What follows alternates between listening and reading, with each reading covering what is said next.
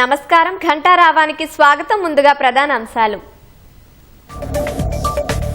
జనవరి 2 నుంచి 7 వరకు కొనసాగనున్న సమావేశాలు. అసెంబ్లీ సమావేశాల తేదీలపై బీఎస్సీ భేటీలో నిర్ణయం.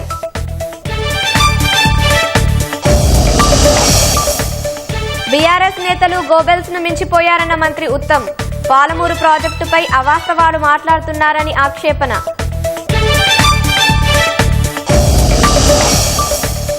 ముగిసిన ఐబొమ్మ రవి కస్టడీ విచారణ. పలు కీలక వివరాలను సేకరించిన సైబర్ క్రైమ్ పోలీసులు.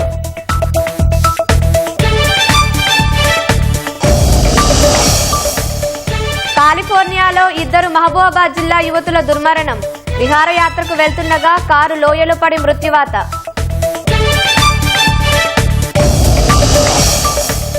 ఆరావళి పర్వతాల్లో మైనింగ్ పై సుప్రీంకోర్టు కీలక ఆదేశాలు. 100 మీటర్ల లోపు తవ్వకాలకు ఇచ్చిన అనుమతులపై స్టే.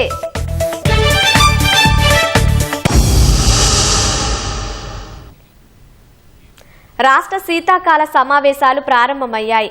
అసెంబ్లీకి వచ్చిన సీఎం రేవంత్ రెడ్డి, మంత్రులు, విప్లు, ప్రభుత్వ ప్రధాన కార్యదర్శి, మండలి, శాసనసభల కార్యదర్శులు స్వాగతం పలికారు.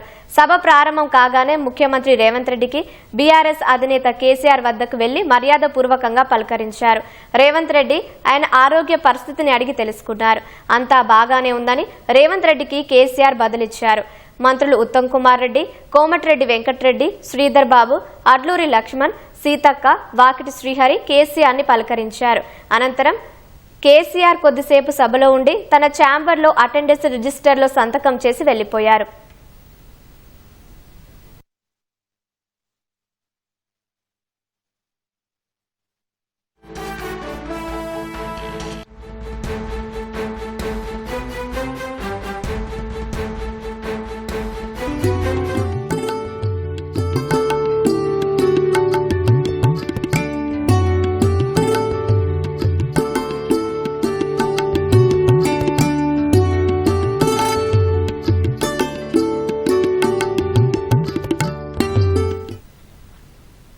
అసెంబ్లీలో ప్రతి సభ్యుడిని గౌరవిస్తామని ముఖ్యమంత్రి రేవంత్ రెడ్డి తెలిపారు.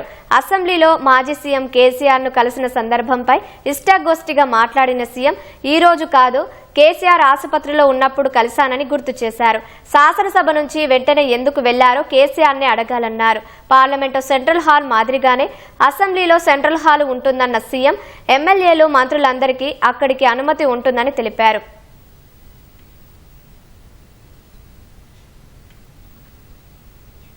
అసెంబ్లీకి రాకుంటే సాంకేతికంగా అనర్హత వేటు పడుతుందనే ఉద్దేశంతోనే కేసీఆర్ సభకు మొక్కుబడిగా హాజరయ్యారని కాంగ్రెస్ విమర్శించింది. శాసనసభ్యుడిగా ప్రజా సమస్యలపై చర్చించాలనే ఆలోచన కేసీఆర్ కు లేదని ప్రభుత్వ విప్ ఆది శ్రీనివాస్ ఆక్షేపించారు. గతంలో నదీ జలాలపై చర్చకు సీఎం రేవంత్ రెడ్డి ఆహ్వానించినా హాజరు వేయించుకుని మాత్రమే వెళ్లారని ఆది శ్రీనివాస్ విమర్శించారు.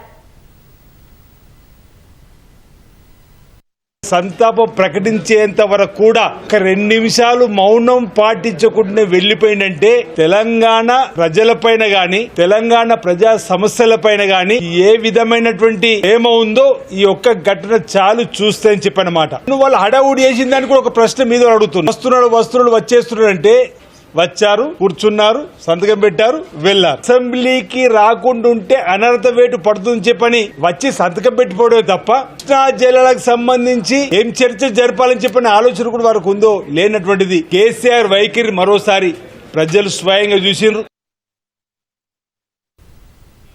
శాసనసభ శీతాకాల సమావేశాలు జనవరి 2 నుంచి 7 వరకు జరపాలని నిర్ణయించారు. బీఎస్సీలో 15 రోజులు సభ నిర్వహించాలని ప్రతిపాదించిన బీఆర్ఎస్ రైతు సమస్యలు, సాగునీటి అంశాలపై చర్చించాలని పట్టుబట్టింది. అయితే వారం రోజులు సభ జరిగిన తర్వాత మరోసారి బీఏసీ సమావేశం నిర్వహిస్తామని స్పీకర్ చెప్పినట్టు బీఆర్ఎస్ నేత హరీష్ రావు వెల్లడించారు. అటు కనీసం 20 రోజులైనా సమావేశాలు జరపాలని డిమాండ్ చేసినట్టు బీజేపీ శాసనసభ పక్ష నేత మహేశ్వర్ రెడ్డి చెప్పారు. 32 అంశాలపై చర్చ చేపట్టాలని అడిగినట్లు తెలిపారు. అటు శాసనసభ వ్యవహారాల మంత్రి శ్రీధర్ బాబు కూడా శాసనసభ శీతాకాల సమావేశాలు 20 రోజులు నిర్వహించాలని స్పీకర్ను కోరినట్టు చెప్పారు. చివరకు స్పీకర్ 7 రోజులు సమావేశాలు నిర్వహించనున్నట్లు తెలిపారు. అంతకుముందు స్పీకర్ ప్రసాద్ కుమార్ ను కలిసిన బీఆర్ఎస్ ఎమ్మెల్యేలు అసెంబ్లీలో నీటిపారుదలకు సంబంధించిన అంశాలపై పీపీటీకి అవకాశం ఇవ్వాలని వినతి పత్రం సమర్పించారు. నీటిపారుదలపై ప్రభుత్వానికి పవర్ పాయింట్ ప్రజెంటేషన్ కు అవకాశం కల్పించినప్పుడు ప్రధాన ప్రతిపక్షమైన బీఆర్ఎస్ కు ఇవ్వాలని కోరారు.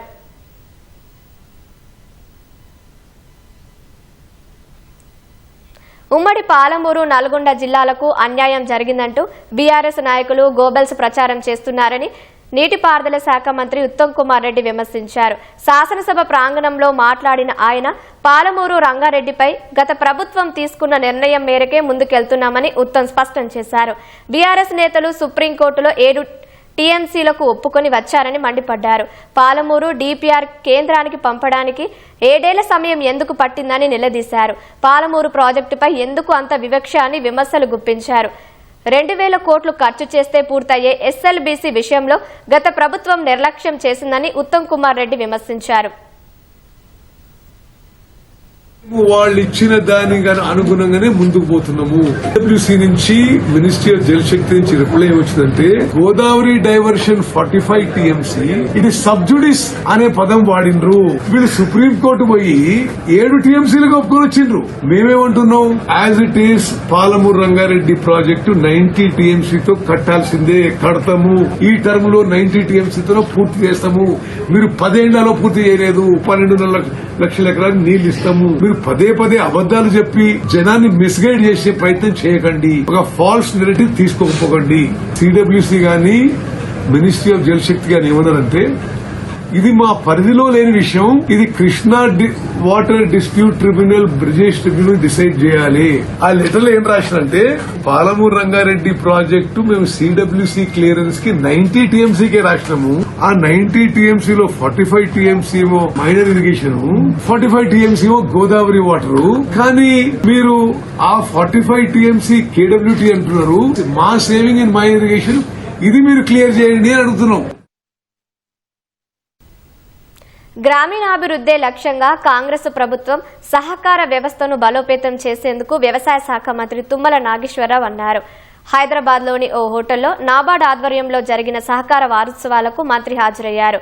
గ్రామీణ అభివృద్ధిలో కీలక పాత్ర పోషిస్తున్న సహకార సంఘాలు, వ్యవసాయంలో సహకార వ్యవస్థ వల్ల చోటు చేసుకుంటున్న మార్పులు, దేశ సహకార రంగానికి తెలంగాణ మార్గదర్శి వంటి అంశాలపై విస్తృతంగా చర్చించారు. ఈ సందర్భంగా అత్యుత్తమ ప్రతిభ కనబరిచిన సహకార సంఘాలకు మంత్రి చేతుల మీదుగా పురస్కారాలు ప్రదానం చేశారు. రాష్ట్రంలో 25.35 లక్షల మంది రైతులకు పెట్టుబడి సాయం, రైతు బీమా అమలు ద్వారా వరి ఉత్పత్తిలో తెలంగాణ దేశంలో 2వ స్థానం సాధించిందని మంత్రి పేర్కొన్నారు.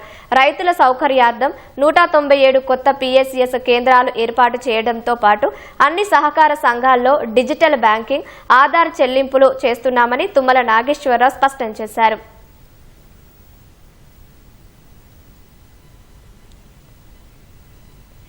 అమెరికాలోని కాలిఫోర్నియాలో జరిగిన రోడ్డు ప్రమాదంలో రాష్ట్రానికి చెందిన 2 విద్యార్థులు అక్కడికక్కడే మృతి చెందారు. 2 కార్లలో 8 మంది విద్యార్థులు విహారయాత్రకు వెళ్తుండగా అలబామా హిల్స్ వద్ద కారు లోయలో పడి ఈ ప్రమాదం చోటు చేసుకుంది. ఈ ఘటనలో మరో 2కి తీవ్ర గాయాలయ్యాయి. మహబూబాబాద్ జిల్లా గార్ల మండలానికి చెందిన పుల్లఖండం మేఘనారాణి, ముల్కనూరు గ్రామానికి చెందిన కడియాల భావనగా గుర్తించారు. కాలిఫోర్నియాలో MS కంప్యూటర్స్ పూర్తి చేసి ఉద్యోగ అన్వేషణలో ఉన్నారు. 2 విద్యార్థినీలు ఉద్యోగం చేసి కుటుంబాన్ని పోషిస్తారనుకుంటే తిరిగి రాని లోకాలకు వెళ్లిపోవడంతో ఆ కుటుంబాలలో విషాద ఛాయలు అలుముకున్నాయి.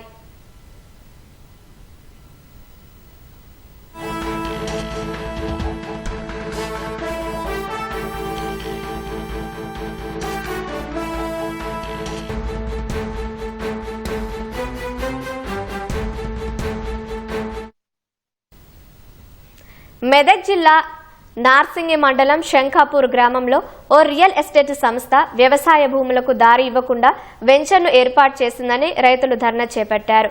వెంచర్ యజమానులు దారి ఇస్తామని చెప్పి తర్వాత భూములు అమ్మాలని ఒత్తిడి చేస్తున్నారని రైతులు వాపోయారు.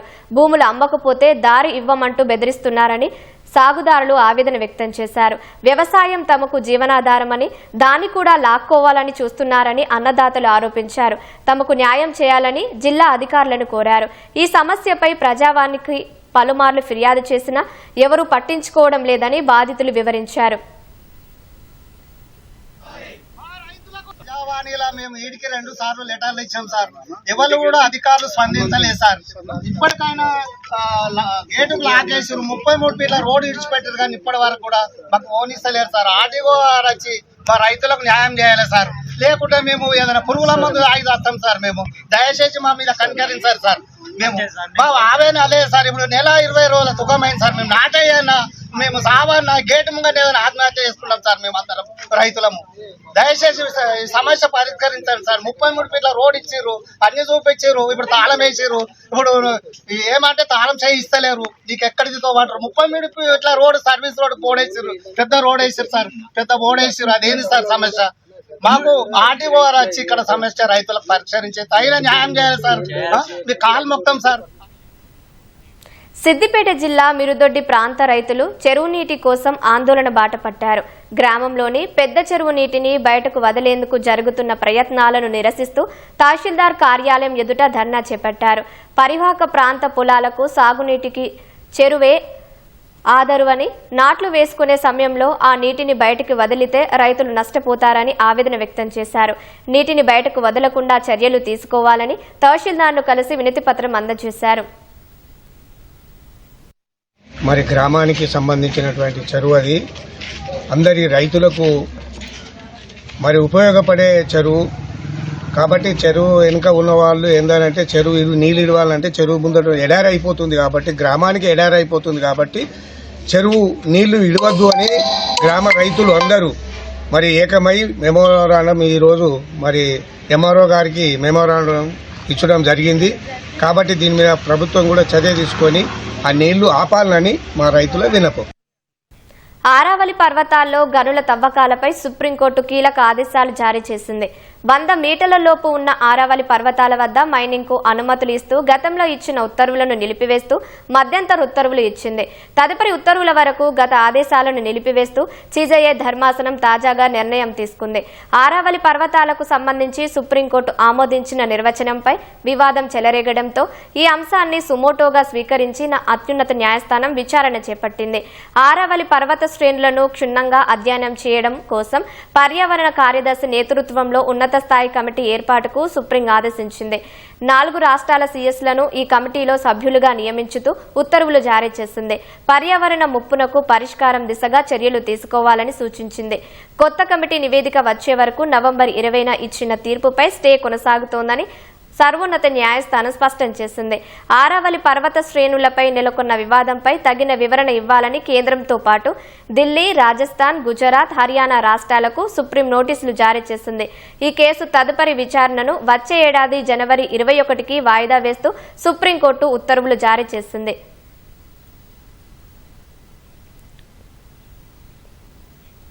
2017 నాటి ఉన్నావ్ అత్యాచార కేసులో బీజేపీ బహిష్కృత నేత కుల్దీప్ సింగ్ సెంగర్ జీవిత ఖైదును నిలిపివేస్తూ ఢిల్లీ హైకోర్టు ఇటీవల ఇచ్చిన తీర్పుపై సుప్రీంకోర్టు స్టే విధించింది.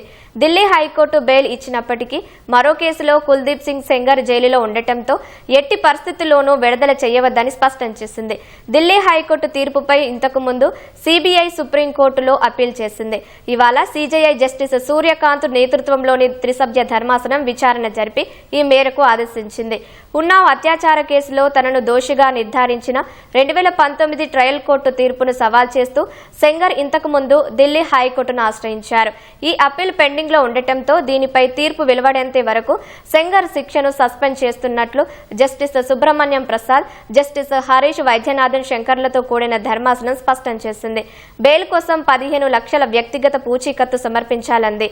నిందితుడు బాధితురాలి ఇంటి పరిధిలోకి వెళ్లకూడదని, ప్రత్యక్షంగా పరోక్షంగా బెదిరింపులకు పాల్పడవద్దని ఆదేశించింది. దీనిపై సీబీఐ సుప్రీంకోర్టులో అప్పీల్ చేయగా విచారణ తర్వాత ఢిల్లీ హైకోర్టు తీర్పుపై స్టే విధించింది. సీబీఐ అప్పీల్కు 2 వారాల్లోగా స్పందన తెలియజేయాలని సెంగర్ను ఆదేశించింది.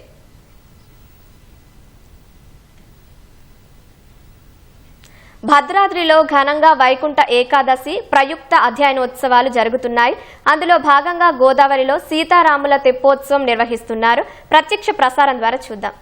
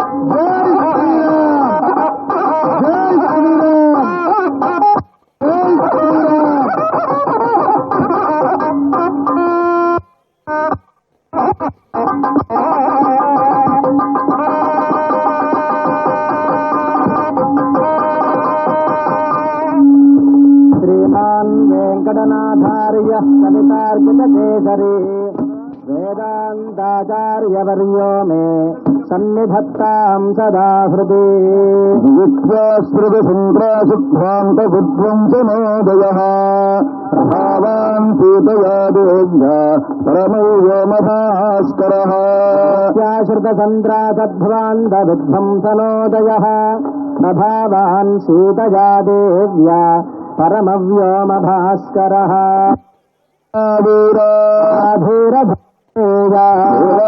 समरस निर्जर निर्धारित निरवधित माहात्म्य मदनगमित दैवत परिषदभ्यर्थित दासरभिभाव दिवाकर रघुपति रणसहचरण चतुर दशरथकर मरुण विमोचन केशलसिता कुमारभाव कंसकृत कारुणाकार आरगेणि गोपादित कौशिकाध्वर अनाध्वर सूर्य भव्य दिव्यास्त्र बृंद वंदित सजन विमत विमथन दुर्ललित दोर्ललित समितर विशिख विताडन विघटित विशारु सरारु पातका पातकेय गिरण शकन घर जटिलन तपति मकुट नटन पति विबुध चरित बहुल मधुगलन ललित पतन नरज उपमृदित निज वृदिन जहति बलतनु रुधिर परम मुनिवर युवति नुता कुशित सुत कथित विदित नव विविध कथा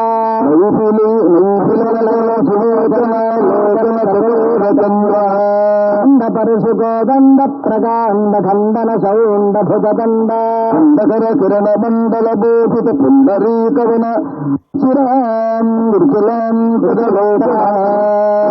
जनक हृदय शंकातंक परिहृत निखिल नरपति वरण जनक विहृत कुच तट विकरण समुचित करतल कोटि सदगुण कठिन परशुधर मुनिवर करधृत दुरवन तम निज धनुराकर्षण प्रकाशित पारमेष्ठ्या शिखर कुंतक विहृत्मुख जगदुरुंतित जित हरिदंति दंति दंतिर दश वद दमन कुशल दशशत भुज दशभुज मुख रूपति कुलर कुल रुधिर धर भरित त्रिपुर तटाकतर्पित पितृह भृगुपति सुगति विहति करमत हरिषि परिधा భయముషిత హృదయ పితృవచన పాలన ప్రతిజ్ఞావజ్ఞాత యౌవరాజ్య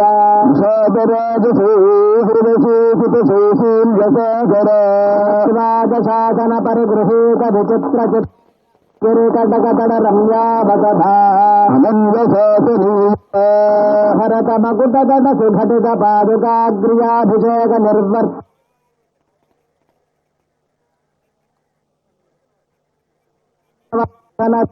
భుగనుగది సర భగత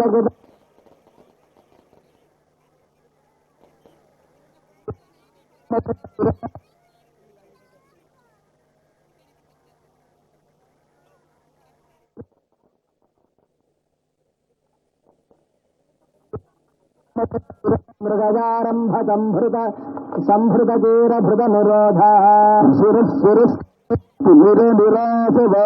నిరాశవాసరకరాషణ జలనభిశోషణ తోషిత ఋషిగణ ఘోషిత విజయ ఘోషణ ఖరతరు ఖండన చండ పవన రక్ష సహస్ర నలవన విలోలన మహాజలభాయ సాహస మహామృత మరుషణ విదుర నైపులే దృఢతర పరిరంభన విభవ విరూపిత వికట వీర మృగ చర్మ పరికర్మిత నిర్భర గర్భాస్తరణ విక్రీత జీవిత వృద్ధ రాజలక్షాలక్షిత భక్తగణ దాక్షిణ్యాత విబుధ భావక బంధాభినందిత అవంజనగిన మునిజన భజన మిశ్ర హృదయ కవిత సమరే మోక్ష సాశిభూత తనయ భావుక భాషిత రంజిత హృదయ శరణాగతి పరతంత్రే కృత స్వాతంత్ర్య దృఢఘటిత కైలాస కోటి వికట తుందుభి కంకాలకూట దూర విక్షేప దక్ష దక్షిణేతర పాదాంగుష్ఠతర చరణ విశ్వస్త సుహృతాశయా సుకృతుల బహు విడతి గిరిధరణి వివర వివృత పుత్ర వింశ విపుల భుజశైల మూల నిబిడ నిపీడిత రావణ రణగజనగరుణ చతుర కపిలపతి హృదయ విశాల శిలాతలదారుణ శిలీముఖ అపార పారావార పరిహృతహన జబల పవన భవ కపివర సర్వస్వదాన అహిత సహోదర రక్ష పరిగ్రహ విషంబ. అస్సాం ప్రజలకు వారి సంస్కృతికి అస్తిత్వానికి ముప్పుగా మారిన బంగ్లాదేశ్ చొరబాటుదారులను కాంగ్రెస్ తన ఓటు బ్యాంకుగా పరిగణిస్తోందని కేంద్ర హోంమంత్రి అమిత్ షా ఆరోపించారు. కేవలం అస్సాంలోనే కాకుండా దేశవ్యాప్తంగా చొరబాటుదారులు ఎక్కడున్నా గుర్తించి ఏరివేస్తామని హెచ్చరించారు. అస్సాంలోని బర్డువాలో నిర్వహించిన కార్యక్రమంలో అమిత్ షా పాల్గొన్నారు. నాగౌ జిల్లాలోని బటాద్రవథాన్ వద్ద 227 కోట్ల రూపాయల పునరాభివృద్ధి ప్రాజెక్టును హోంమంత్రి ప్రారంభించారు. ఈ సందర్భంగా మాట్లాడిన అమిత్ షా ప్రధాని నరేంద్ర మోదీ అస్సాం ప్రజల సాంస్కృతిక అస్తిత్వానికి రక్షణ కల్పించడమే కాకుండా రాష్ట్ర సర్వతోముఖాభివృద్ధిపై దృష్టి సారించారని తెలిపారు. ముఖ్యమంత్రి హిమంత బిశ్వశర్మ నేతృత్వంలోని ప్రభుత్వం బంగ్లాదేశ్ చొరబాటుదారుల నుంచి 1,00,000 బిఘాలకు పైగా భూమిని విముక్తి చేసిందని అమిత్ షా చెప్పారు. వచ్చే ఏడాది జరగనున్న అస్సాం శాసనసభ ఎన్నికల్లో బీజేపీకి మరో అవకాశం ఇవ్వాలని కోరారు.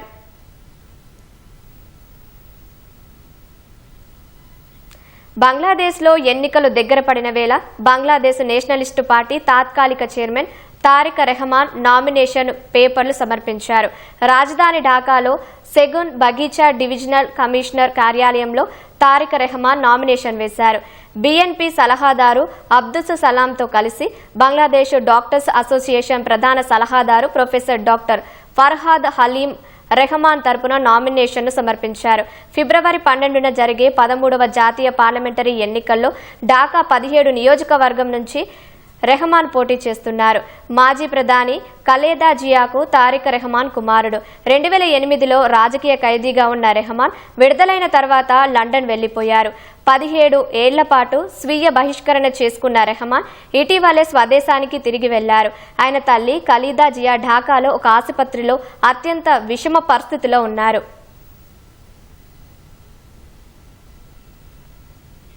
తుర్కియేలో ఇస్లామిక్ స్టేట్ మిలిటెంట్లకు పోలీసులకు మధ్య జరిగిన ఘర్షణల్లో 3 పోలీసులు సహా 6 మిలిటెంట్లు మృతి చెందినట్లు అక్కడి అధికార వర్గాలు వెల్లడించాయి.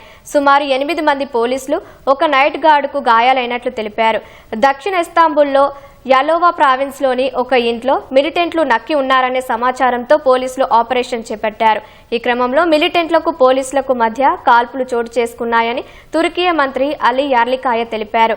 ఆపరేషన్ చేపడుతున్న సమయంలో ఇంట్లో మహిళలు, చిన్నారులు ఉన్నారని, వారిని క్షేమంగా తరలించినట్లు వివరించారు. మిలిటెంట్లు అందరూ తుర్కియే పౌరులేనని పేర్కొన్నారు. మనీ లాండరింగ్ కేసుల్లో ఆరోపణలు ఎదుర్కొంటూ బ్రిటన్కు పరారైన ఐపీఎల్ వ్యవస్థాపకుడు లలిత్ మోదీ భారత ప్రభుత్వానికి క్షమాపణలు చెప్పారు. ఇటీవల లండన్లో విజయ్ మాల్యాతో కలిసి పార్టీ చేసుకున్న లలిత్ మోదీ తాము ఇద్దరం అతిపెద్ద పలాయనవాదులుగా నిలిచామని వ్యాఖ్యానించారు. విజయ్ మాల్యాతో తీసిన వీడియోను సోషల్ మీడియాలో షేర్ చేస్తూ మళ్లీ భారత్లో ఇంటర్నెట్ను బద్దలు కొడదామని క్యాప్షన్ పెట్టారు. అయితే ఈ వీడియోపై నెటిజన్లు మండిపడ్డారు. దేశాన్ని మోసం చేసి పారిపోవడమే కాకుండా విదేశాల్లో భారత్ను బహిరంగంగా అవమానిస్తున్నారని లలిత్ మోదీ, విజయ్ మాల్యాలపై విమర్శలు చేశారు. ఈ వీడియో సామాజిక మాధ్యమాల్లో వైరల్ కావడంతో లలిత్ మోదీ స్పందించారు. తాను ఎవరి మనోభావాలను దెబ్బతీయాలనే ఉద్దేశంతో ఆ వ్యాఖ్యలు చేయలేదన్నారు. తన వ్యాఖ్యలను తప్పుగా అర్థం చేసుకున్నారని, తనకు భారత ప్రభుత్వం అంటే చాలా గౌరవం ఉందని పేర్కొన్నారు. అటు లలిత్ మోదీ వ్యాఖ్యలపై భారత విదేశాంగ మంత్రిత్వ శాఖ సైతం తీవ్ర అభ్యంతరం వ్యక్తం చేసింది. దేశం నుంచి పారిపోయిన 2 నిందితులను భారత్కు తిరిగి తీసుకురావడానికి బ్రిటన్ ప్రభుత్వంతో దౌత్యపరమైన చర్చలు జరుపుతున్నామని తెలిపింది.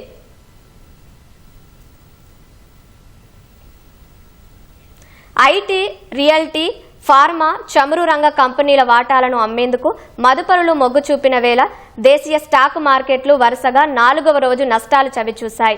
గత సెషన్లో 367 పాయింట్లు తగ్గిన సెన్సెక్స్ ఇవాళ మరో 346 పాయింట్లు నష్టపోయింది. ఉదయం 85,005 పాయింట్ల వద్ద బీఎస్ఈ సూచీ ప్రారంభమైంది. మొదట్లో కొనుగోలు మద్దతుతో 85,250 పాయింట్లు గరిష్ట స్థాయి నమోదు చేసింది. తర్వాత మదుపరులు లాభాల స్వీకరణ, విదేశీ మదుపర్ల అమ్మకాలు కొనసాగడంతో 84,638 పాయింట్ల కనిష్ట స్థాయికి సూచీ పడిపోయింది. చివరకు 84,695 పాయింట్ల వద్ద స్థిరపడింది. జాతీయ స్టాక్ ఎక్స్చేంజ్ సూచీ నిఫ్టీ 100 పాయింట్లు తగ్గి 25,942 పాయింట్ల వద్ద ముగిసింది.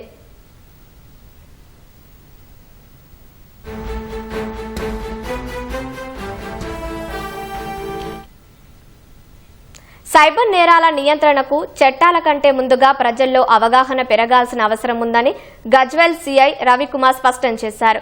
గజ్వెల్లోని విజేత డిగ్రీ కళాశాలలో ఈనాడు, ఈటీవీ ఆధ్వర్యంలో సైబర్ మోసాలపై అవగాహన కార్యక్రమం నిర్వహించారు. తక్కువ సమయంలో ఎక్కువ సంపాదించాలనే అత్యాశతో మోసపోతున్నారని అన్నారు. బెదిరింపు కాల్స్ వస్తే వెంటనే పోలీసులకు సమాచారం ఇవ్వాలని సూచించారు. సైబర్ నేరం జరిగిన గంటలోపు టోల్ ఫ్రీ నెంబర్కు ఫోన్ చేస్తే డబ్బు రికవరీ అవకాశం ఉంటుందని వివరించారు.